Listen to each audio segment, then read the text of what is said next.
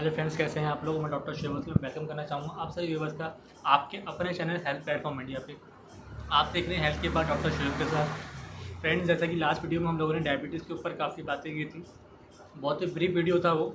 मैंने आप लोगों को प्रॉमिस किया था डिटेल वीडियो डायबिटीज़ के ऊपर ज़रूर लेके आऊँगा। इसके अंदर हम बात करेंगे डायबिटीज़ एक्चुअल में होता क्या है, डायबिटीज़ कितने टाइप्स का होता है, उन टाइप्स को हम कैसे पहचानें, उन टाइप्स में क्या डिफरेंस होता है, कैसे हम उसका मैनेजमेंट कर सकते हैं, क्या हमें डाइट लेनी चाहिए। अगर किसी को तो आप उसको क्या एडवाइस दे सकते हैं। सबसे पहले एडवाइस तो ये दूंगा कि आप जो मेरी लास्ट वीडियो थी डायबिटीज़ के ऊपर उसको ज़रूर जाके देखें, और इस वीडियो को और लास्ट वीडियो को अपने फ्रेंड्स और फैमिली मेम्बर के साथ ज़रूर शेयर करें ताकि उनको भी कुछ नॉलेज हो सके। और किसी को घर में अगर डायबिटीज़ वगैरह हो, शुगर वगैरह हो, मधुमेह वगैरह हो, तो उन्हें थोड़ी हेल्प हो जाएगी मैनेजमेंट करने में, कैसे उनको संभालना है अपने डायबिटीज़ को, अपनी शुगर को। फ्रेंड्स, जैसे कि डायबिटीज़ होता क्या, मैंने लास्ट टाइम ही आपको बताया था, हमारे ब्लड सर्कुलेशन के अंदर, खून की प्रवाह के अंदर जब चीनी का अमाउंट, शुगर का अमाउंट, ग्लूकोज का अमाउंट इंक्रीज़ कर जाता है, इंक्रीज़ इन द सेंस जितना होना चाहिए उससे ज़्यादा इंक्रीज़ कर जाता है, तो उसको हम डायबिटीज़ या शुगर या मधुमेह कहते हैं। बहुत ही कॉमन बीमारी है। मैंने लास्ट टाइम में आपको बताया था कि आने वाले टाइम में इंडिया में रैंक 1 पे होने वाली है और वर्ल्ड वाइड भी रैंक 1 होने वाली है। हाइपरटेंशन और डायबिटीज़ एक साथ चलने वाली बीमारियाँ हैं। घर में किसी न किसी को ज़रूर होगी, अगर नहीं है तो हो सकता है वो रिस्क फैक्टर के अंदर हो या होने वाला उसको। ठीक है, तो डायबिटीज़ क्यों होता है किसी को, डायबिटीज़ कितने टाइप्स का होता है। देखो, डायबिटीज़ क्यों होता है उसका रीज़न मैंने वो बता दिया। अगर आप खाए हुए खाने को नहीं डाइजेस्ट कर पा रहे हैं, मतलब या उसको ओवर खा ले रहे हैं, एक्स्ट्रा खा ले रहे हैं, तो वो एट द एंड ग्लूकोज की फॉर्म में हमारे ब्लड सर्कुलेशन में, हमारे टिश्यूज़ में इंक्रीज़ करता है, इकट्ठा करता है। जब वो इतना अमाउंट इकट्ठा हो जाता है कि उसको हमारा जो हीमोग्लोबिन उसको एब्जॉर्ब नहीं कर पाता, या जितना एब्जॉर्ब करना था, जितना यूज़ करना था, उतना उसने यूज़ कर लिया होता है, तो वो एक्स्ट्रा ग्लूकोज ब्लड में घूमता रहता है, वो चीनी एक्स्ट्रा ब्लड के अंदर घूमती रहती है। उसी कंडीशन हम लोग कहते हैं डायबिटीज़। ये दो तरीके का होता है, एक होता है टाइप 1 डायबिटीज़, एक होता है टाइप 2 डायबिटीज़। देखो दोस्तों, जो टाइप 1 डायबिटीज़ होता है उस पर थोड़ा डिटेल लूँगा आज मैं। तो टाइप 2 के बारे में मैंने लास्ट वीडियो बनाई थी, आप ज़रूर उसको जाके देखेंगे। जैसे मैंने वो पहले भी कहा, टाइप 1 में क्या होता है, जो हमारी बॉडी के अंदर ऑर्गन होता है पैंक्रियाज। पैंक्रियाज क्या होता है, वो हमारी बॉडी के अंदर ग्लूकोज का मेटाबॉलिज्म करने में हेल्प करता है। अगर पैंक्रियाज अच्छे से काम नहीं कर रहा है, अच्छे से काम करने का इसका मतलब ये हुआ कि जो पैंक्रियाज का काम होता है इंसुलिन को सीक्रेट करना, इंसुलिन निकालना ब्लड के अंदर, छोड़ना इंसुलिन को। ठीक है, अगर वो इंसुलिन नहीं ब्लड के अंदर जा रहा तो वो इंसुलिन क्या होगा, उसकी कमी हो जाएगी। अब इंसुलिन की कमी हो जाएगी तो ग्लूकोज हीमोग्लोबिन के अंदर एब्जॉर्ब नहीं होगा, ब्लड सर्कुलेशन इसके अंदर एब्जॉर्ब होकर टिश्यू में नहीं जा पाएगा। क्योंकि इंसुलिन का काम क्या होता है, वो चाबी की तरह काम करता है इंसुलिन, ग्लूकोज को टिश्यू के अंदर पहुंचाने में, सेल्स के अंदर पहुंचाने में। अगर इंसुलिन बनेगा ही नहीं फ्रेंड्स, तो आप खुद सोचिए वो ग्लूकोज जो है सेल्स के अंदर, टिश्यू के अंदर एब्जॉर्ब नहीं हो पाएगा। जब एब्जॉर्ब ही नहीं होगा तो उसका धीरे धीरे अमाउंट बढ़ता चला जाएगा ब्लड सर्कुलेशन के अंदर, और वो टाइप 1 डायबिटीज़ को न्योता दे सकता है या बढ़ा सकता है, ये कॉज कर सकता है।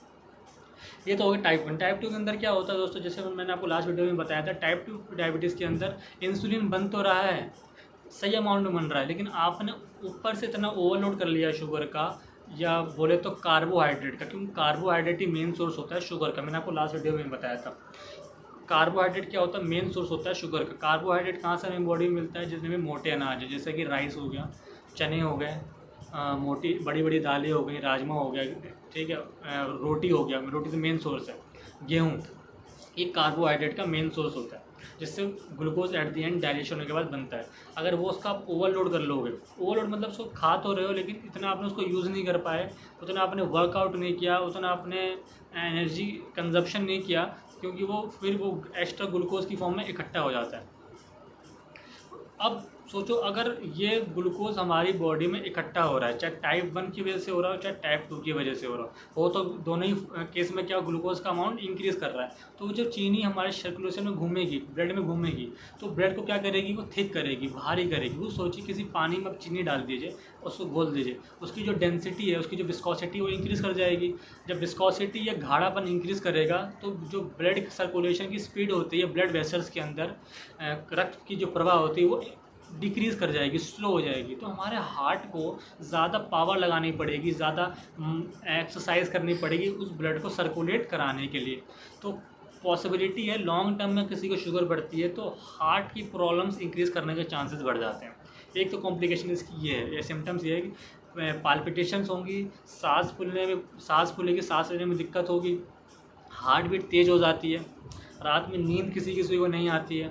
ये सब सिम्टम्स हैं। उसके अलावा क्या होगा, जब चीनी का अमाउंट बढ़ता है तो हमारी बॉडी क्या चाहती है, उस चीनी को किसी न किसी रास्ते से ब्लड बॉडी से बाहर निकालना चाहती है। तो सबसे अच्छा क्या है, या तो सबसे इजी वे क्या निकालने का, यूरिन के साथ यूरिन के साथ उस चीनी को निकाल दिया जाए। तो होता क्या, हमारी बॉडी में बार बार जो किडनी का फंक्शन है वो इंक्रीज़ कर दिया जाता है। मतलब किडनी जो है ओवर एक्टिव हो जाती है। जब किडनी ओवर एक्टिव हो जाती है तो बार बार यूरिन आता है।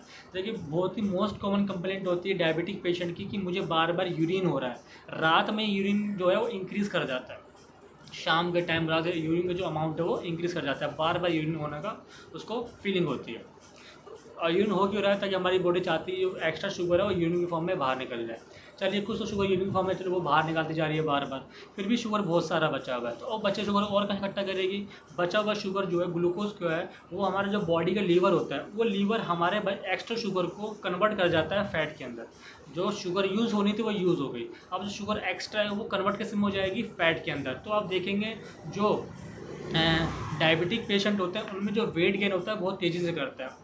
ओबेसिटी की जो टेंडेंसी होती है बहुत तेज़ी से होती है, वेट बहुत तेज़ी से गेन करता है। उसकी कॉज यही है, जो एक्स्ट्रा शुगर है वो जो लीवर के थ्रू फैट में कन्वर्ट हो जाती है। और फैट बॉडी में कहाँ कन्वर्ट हो सकता है, जो हमारा स्टमक बैली है सबसे ज़्यादा फैट यहाँ इकट्ठा होगा। उसके अलावा जो हमारे इंटरनल ऑर्गन्स है, लीवर के ऊपर फैट जमा हो जाता है, पैंक्रियाज के ऊपर फैट जमा हो जाता है, हार्ट के ऊपर फैट जमा हो जाता है। और जहाँ जहाँ जिस जिस ऑर्गन के ऊपर फैट जमा होगा तो लॉन्ग टर्म में उस ऑर्गन की जो एक्टिविटी है वो डिक्रीज़ कर जाएगी। इसको हम लोग कहते हैं एंड ऑर्गन फेल्यूर, या ऑर्गन्स जो हैं वो काम करना बंद कर जाएंगे।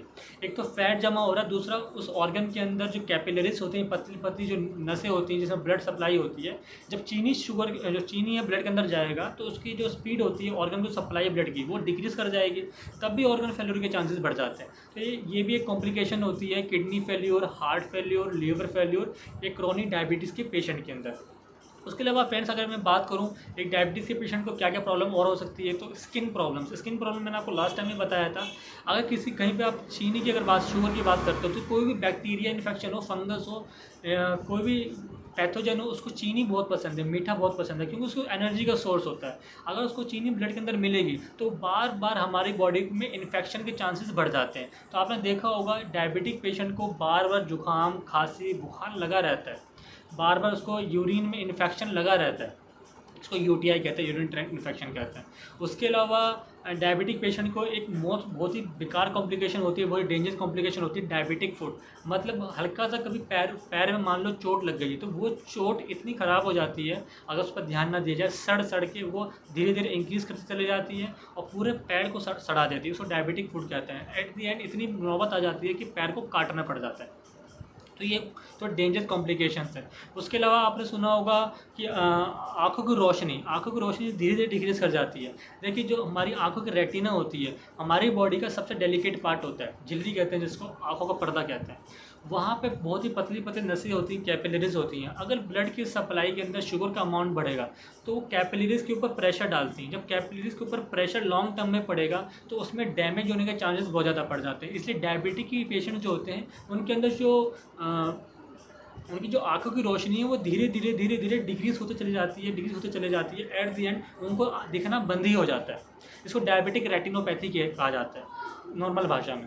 उसके अलावा अपने पेशेंट कंप्लेंट क्या करेगा कि मेरे हाथों में चींटियाँ चल रही हैं। जी, हाथों में चींटियाँ क्यों चलती हैं, उसको सेंसेशंस होती हैं हाथों में। उसका रीज़न ये होता है जो नर्व सप्लाई होती है, नर्व सप्लाई के आसपास जो ब्लड सप्लाई, वहाँ पे जब चीनी पहुँचती है, जब शुगर पहुँचता है तो वहाँ पे वो इरिटेशन कॉज करता है, वहाँ पे सेंसेशन ब्लॉक करता है। जब सेंसेशन ब्लॉक होगी तो हाथ पैरों में सुन लगेगा, बोलेगा हाथ पैर सुन हो रहे हैं, कुछ काम नहीं कर रहा, कुछ पता नहीं चल रहा है, चींटियाँ चल रही हैं, उसे कहते हैं डायबिटिक न्यूरोपैथी। उसके अलावा अगर मैं बात करूँ न्यूरोपैथी रेटिनोपैथी के अलावा, डायबिटिक फूड के अलावा इनडाइजेशन की प्रॉब्लम, जब होता क्या है, जब कोई भी डायबिटिक पेशेंट होता है उसको बार बार जब भूख लगती है कि जो सेल्स के अंदर ग्लूकोज तो पहुंच नहीं रहा है, तो बार बार वो खाना मांगता है, उसको पॉलीफेजिया कहा जाता है। जब बार बार खाना मांगेगा, बार बार खाएगा, तो उसका डाइजेस्टिव सिस्टम है उस खाने को वो उतना हैंडल नहीं कर पाता, तो उसको हो सकता है कि इनडाइजेशन की प्रॉब्लम लगी रहे बार बार। इंडाइजेशन की प्रॉब्लम लगी रहे, ये पॉसिबिलिटी है, क्योंकि डाइजेशन सिस्टम अच्छा काम नहीं कर रहा होता है।